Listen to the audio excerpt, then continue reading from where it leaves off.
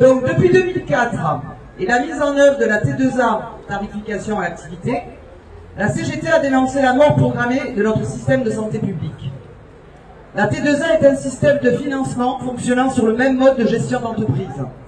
Rentabilité et augmentation d'activité. Fort de constater que la CGT avait bien vu ce qui se tramait avec cette T2A. Depuis, l'hôpital se dégrade. 10 700 lits fermés en 5 ans. Conditions de travail de plus en plus inacceptables. Avec une prise en charge des patients en mode dégradé. Et les années passent, et passent, avec une succession de plans de retour à l'équilibre.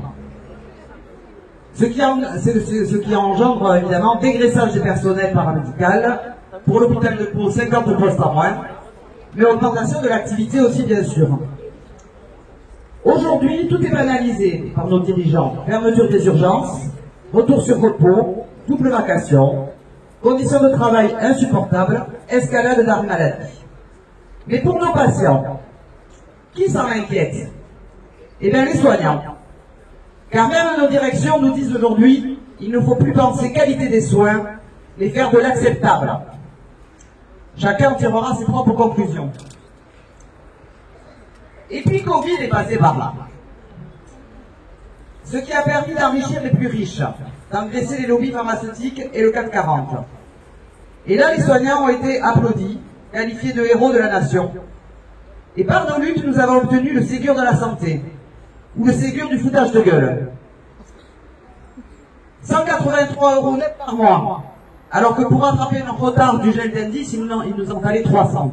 Donc on n'a pas eu d'augmentation en fait. Et on a eu quelques malheureux postes. Alors pour l'hôpital de Pau, ça a été 18. Pour Moléon, je crois que c'était 0,10 équivalent temps plein, c'est-à-dire rien.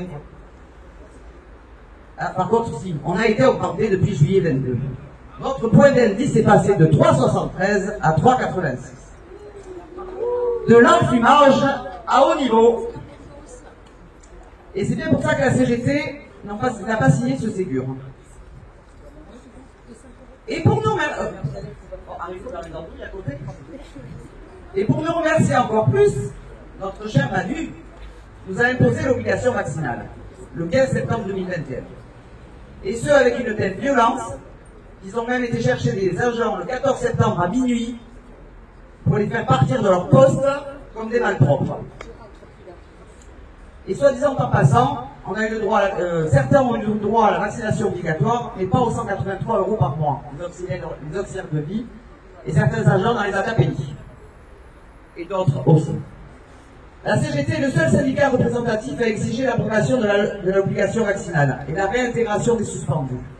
Le paiement des heures et des congés annuels restants pour ces agents avant la fin de l'année, sinon c'est perdu. L'Union Santé Département 64 rencontre la directrice de l'ARS à 11h30. Nous exigeons la réintégration immédiate des agents suspendus, même si on sait que ça ne va pas sauver notre système de santé, mais au moins ils pourront récupérer leur métier, leur salaire et leur dignité.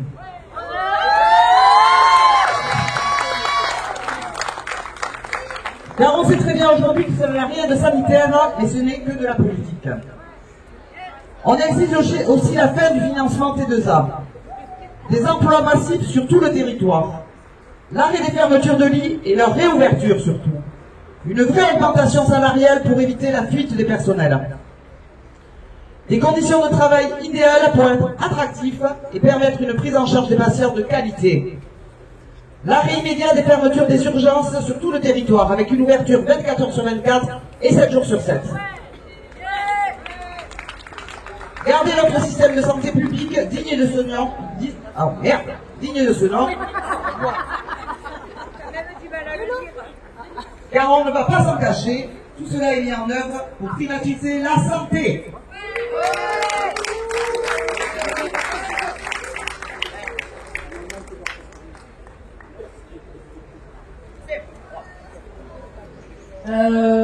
Merci. Alors oui, effectivement, je crois que ça a bien la situation. Juste, de toute façon, on ne peut plus voilà plus ce qui se passe dans les établissements. Tout le monde a vu ce qui se passe à l'hôpital de Pau. Alors on dit que nous avons jusqu'au 24 un prix des urgences. Il faut savoir que ce prix des urgences, voilà, d'être insupportable. il n'a aucune efficacité sur la réalité de la charge de travail aux urgences.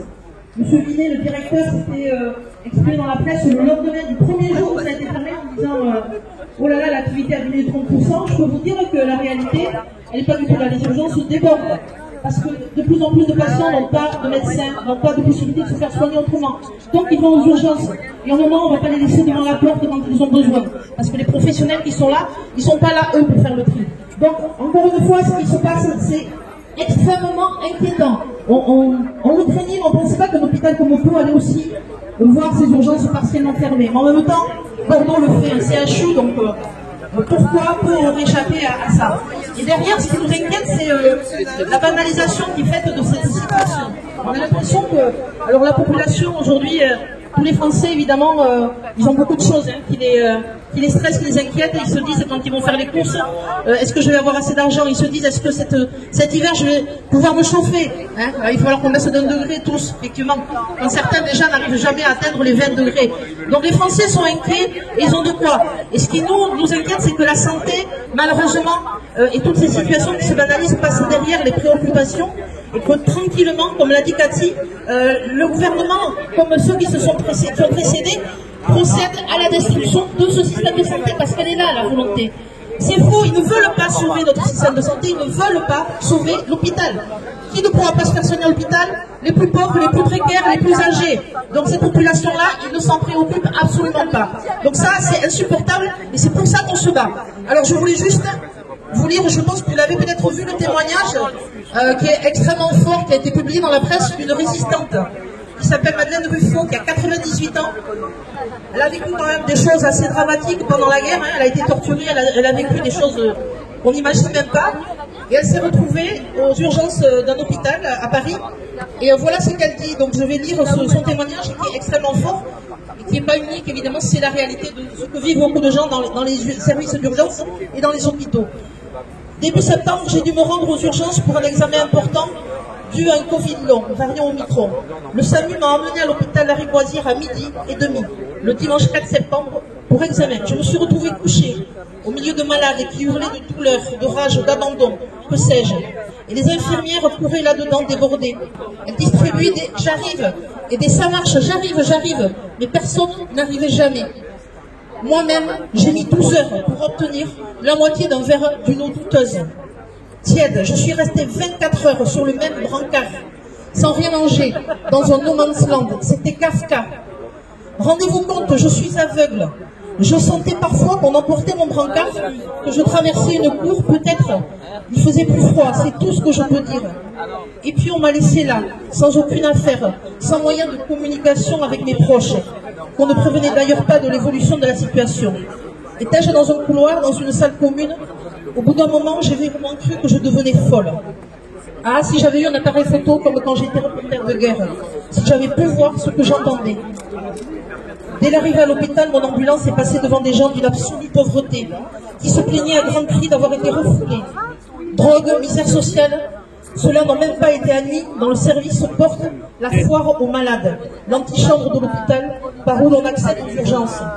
Les infirmières qui n'ont déjà pas assez de temps à consacrer aux malades admis entre les murs, les voient forcément quand elles vont prendre leur service. Nous que leur vocation est réduite en chair depuis longtemps. Tous les ça marche que j'arrive, je les ai entendus ça toute la nuit. Les infirmières et les soignants, je les connais bien, j'ai vécu parmi elles. Je sais qu'elles auraient éperdument voulu arriver à s'occuper de chacun. Et surtout que l'hôpital marche.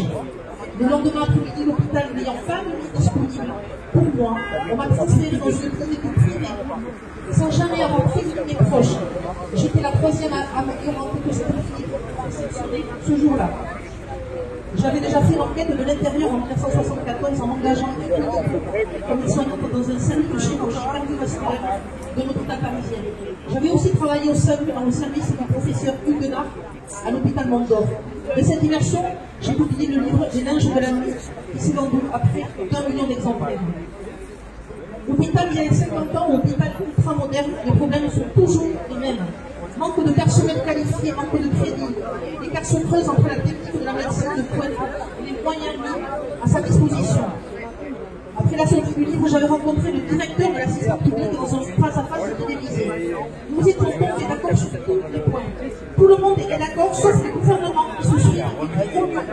touche pas. Nous avons été nombreux au cours des années à témoigner de l'état lamentable de la santé. Durant tout ce temps, aucun dirigeant n'a voulu entendre. Si la pandémie de 2020 a changé quelque chose, c'est en mal. Le personnel est épuisé. L'État les a tous abandonnés, soignants comme malades. Dans mes aventures, c'est une histoire quotidienne dans l'hôpital en France. Mon sort est celui de millions de Parisiens et de Français. Ceux qui me connaissent savent que je n'ai jamais demandé de face droit de toute ma vie.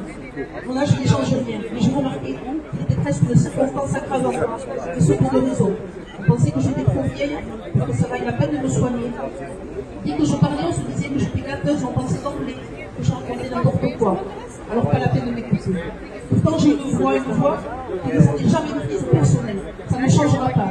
Évidemment, j'ai mal, mais je vais continuer à me bagarrer comme d'habitude. Moi j'ai de la chance, j'ai des amis, des confrères journalistes. Mais tous ces pauvres gens qui n'ont personne, que peuvent-ils faire? Quand on entre dans le CP infernal, quand on est aspiré dans le nerf des urgences, on ne peut pas en sortir indemne. Parfois même, on n'en sort pas vivant. Les fourmis libérales qui viennent du domicile que c'était arrivé à mes patients il y a 3 semaines. Je peux être leur voix pour comprendre avec mon idée d'être une de celles de la résistance. Alors je le serai. J'ai encore un peu de force, c'est pour la donner. Voilà, je pense qu'il faudrait saluer le témoignage de cette dame. À 98 ans, elle continue à se battre. Je pense qu'il y a beaucoup de monde pour nous, ces dirigeants. C'est pas un combat.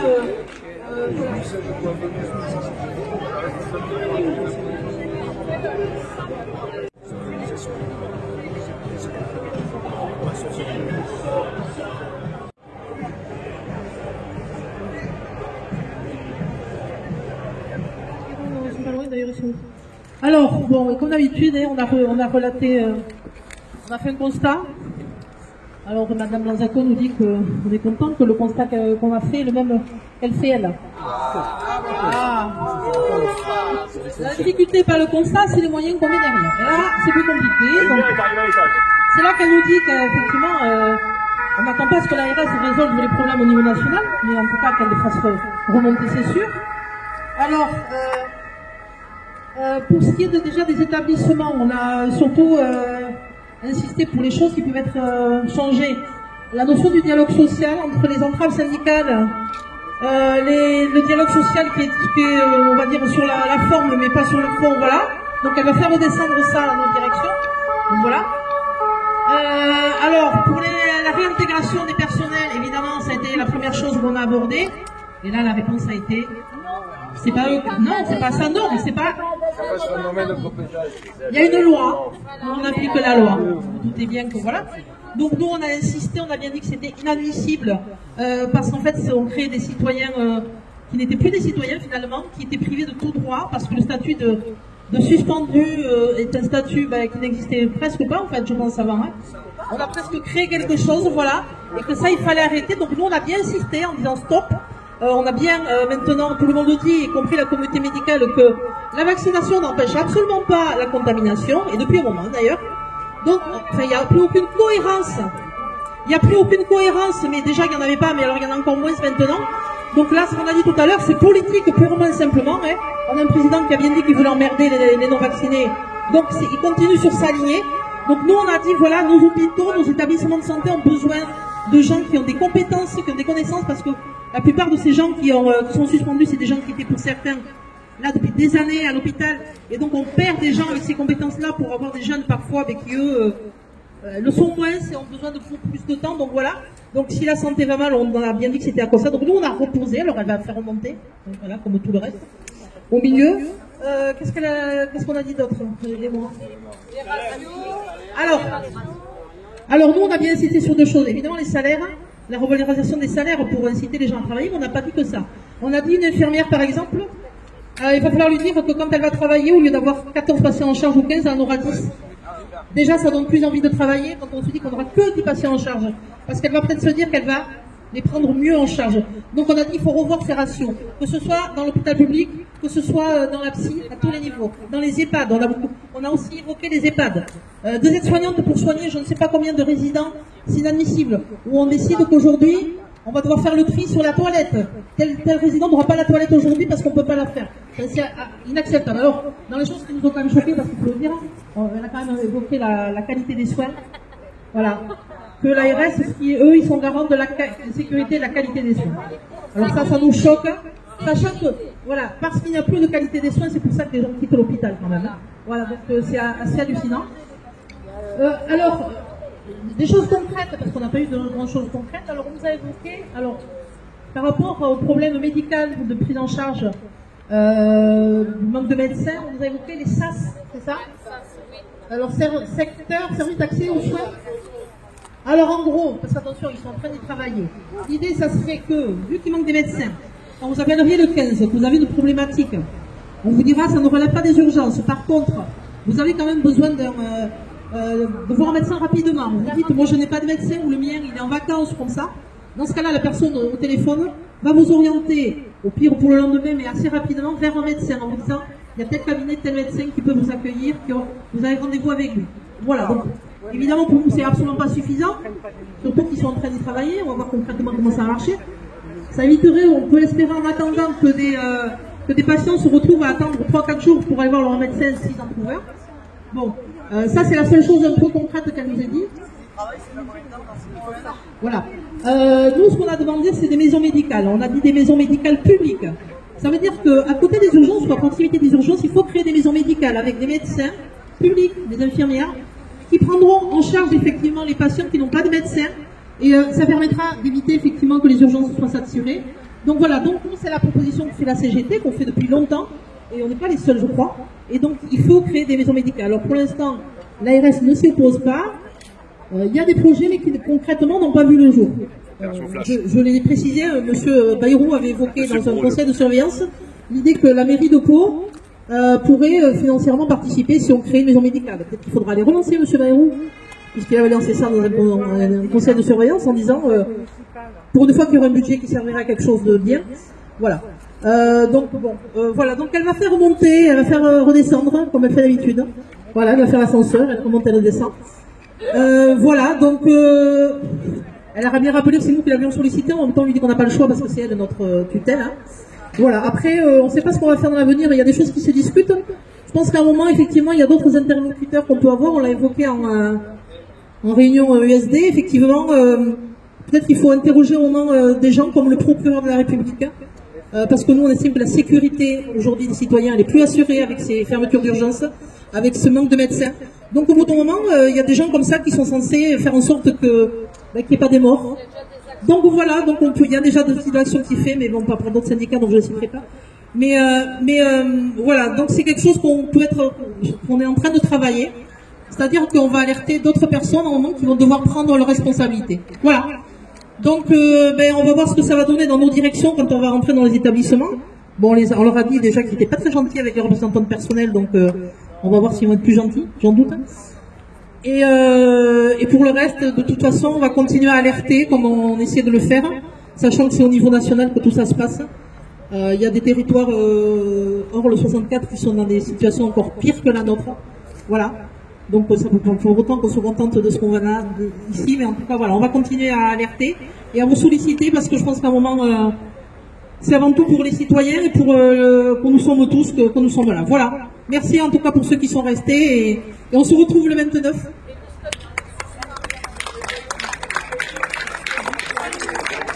Oui, pour les suspendus, j'ai pas précisé, on a bien dit. Réintégrer, on a bien dit. Mais c'est ce que je disais, Nicole. Mais je sais, c'est ce que j'ai dit, Nicole, c'est ce que je disais. On a demandé, c'était dans notre ordre du jour, c'était leur permettre d'avoir un statut normal. C'est-à-dire s'ils ne veulent pas revenir, on les laisse démissionner, on les laisse prendre une dispo s'ils sont titulaires, mais qu'ils aient droit au chômage, qu'ils aient droit, voilà. C'est ce statut qui est insupportable. Oui, mais on l'a demandé, Nicole, c'est dans l'ordre du jour, voilà. Donc, réintégrer ceux qui le veulent, parce que je pense que normalement, certains ne vont pas vouloir revenir, et je les comprends. Mais en tout cas, ceux qui ne veulent pas revenir, qu'on leur permette d'être des citoyens comme les autres, voilà.